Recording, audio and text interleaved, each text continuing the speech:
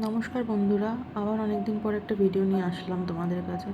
দেখে আশা করি বুঝতেই পারছো কিসের ভিডিও। আসলে কি বলো তো, যা পরিস্থিতি চলছে অন্য কোনো ভিডিও বানানোর কোনো সুযোগই নেই, মাথায় আসছে না কিছু।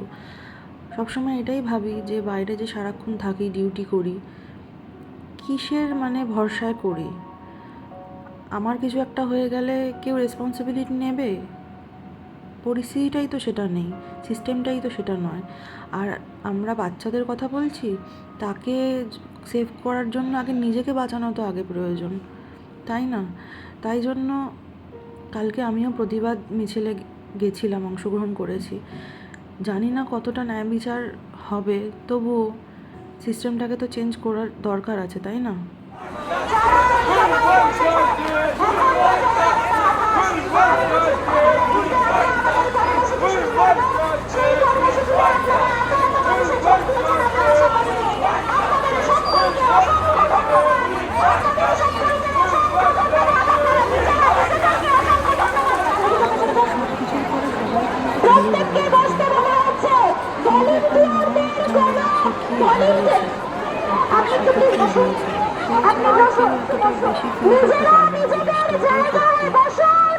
আমার মনে হয় আজকালকার দিনে একটা মেয়ের সাথে সাথে একটা ছেলেকেও সুযোগটা দিয়ে বলে দেওয়া উচিত যে একটা মেয়ের সাথে তার কীরকম ব্যবহার করা উচিত।